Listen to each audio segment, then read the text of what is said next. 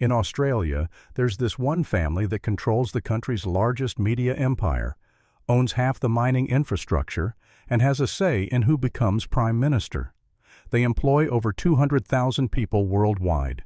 They control more wealth than most small countries. But if you ask the average Australian to name them, they'll probably look at you blankly. They're not just Australia's Rockefellers.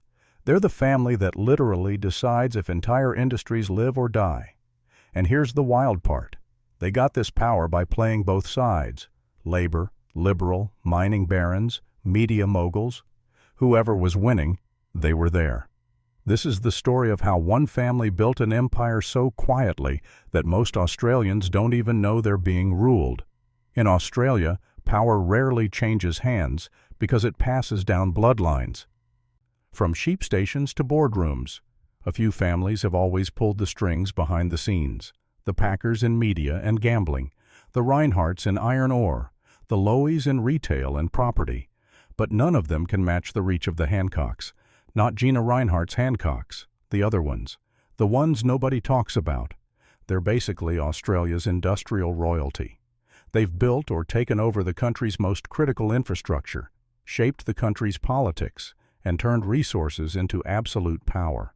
When discussing this family, everything begins with one thing: iron ore.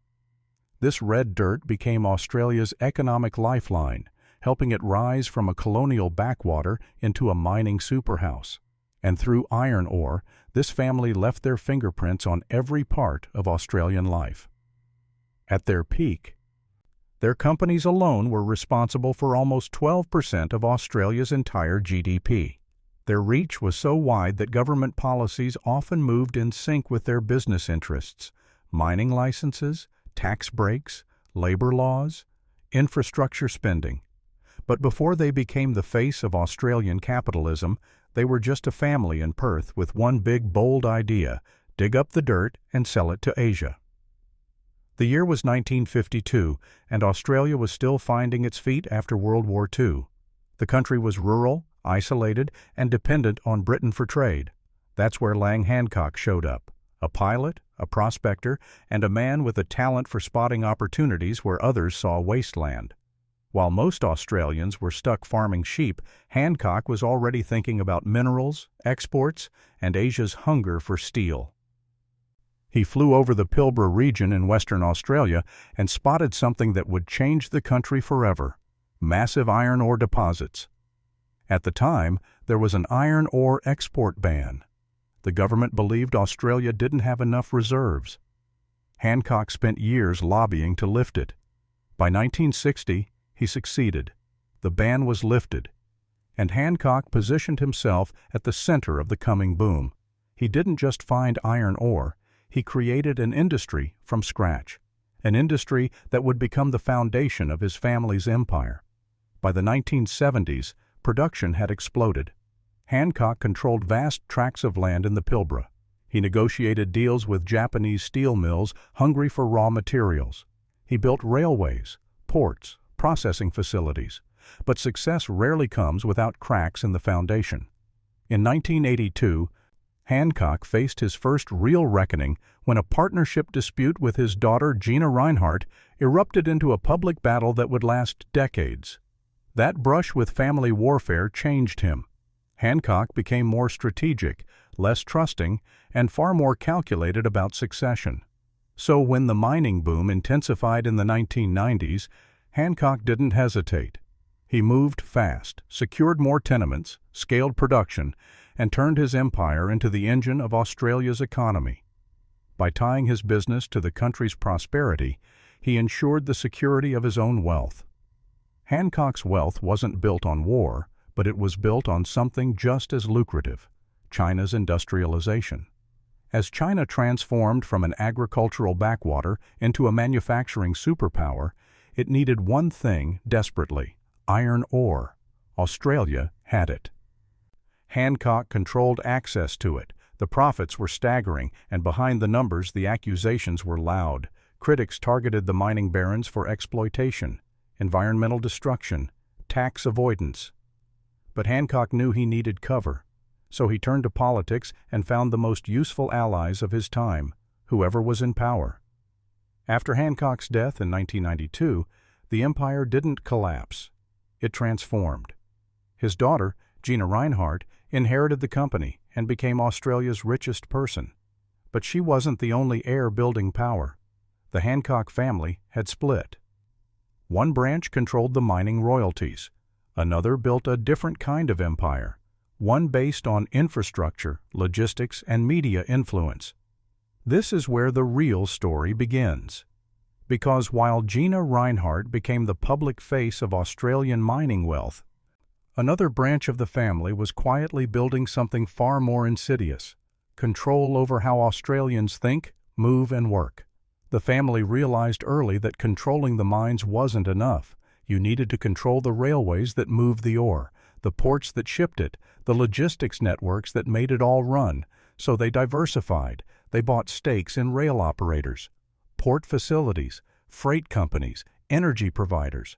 By the 2000s, they had positioned themselves at every choke point in Australia's supply chain. If you wanted to move iron ore from the Pilbara to Shanghai, you paid them. If you wanted to ship coal from Queensland to Japan, you paid them. If you wanted to transport goods across the country, you paid them. It was extraction on top of extraction. They didn't just dig up the dirt. They charged everyone else for the privilege of moving it, but influence through logistics was never enough. While the family was quietly controlling supply chains, they were plotting influence on an even bigger scale: public opinion itself. In 2007, the family made a quiet but strategic investment. They bought stakes in regional newspapers, community radio stations, local TV affiliates. Nothing flashy, nothing that would attract attention from regulators or the public. But over the next decade, those small stakes grew. They consolidated. By 2015, the family controlled a media portfolio that reached 60% of regional Australia. Not the big cities, Sydney and Melbourne had their own media wars, but the regions, the mining towns, the agricultural communities, the swing electorates, those belonged to the family. The media holdings gave them something invaluable: the ability to shape what regional Australians believed, which stories got coverage, which politicians got favorable press, which policies were normalized. During election cycles, their newspapers would run coordinated campaigns, anti-labor hit pieces in mining communities, pro-mining editorials in agricultural towns, soft profiles of friendly politicians. It wasn't Murdoch-level control, it was something quieter, more surgical. They didn't need to own the Australian or Channel 9. They just needed to own the papers that miners and farmers read, the stations they listen to on the drive to work. Much like the Agnellis command over Italian media, this family mastered power through perception, but they did it in a way that kept them off the national radar. Influence through headlines was never enough. While the family was shaping what people read, they were building something even more powerful: direct access to lawmakers. In 1998, they helped fund the creation of the Minerals Council of Australia. This was an elite and influential lobby that linked mining power to Canberra decision-makers. It was the first real sign that their ambitions extended beyond profits. They wanted to shape the rules of Australia's economy itself. Over the next 2 decades, that influence became official policy. Mining taxes were weakened. Environmental regulations were loosened. Labor laws were rewritten to favor employers. The family didn't just lobby, they embedded themselves in the policy-making process. Their executives sat on government advisory boards. Their lawyers drafted legislation.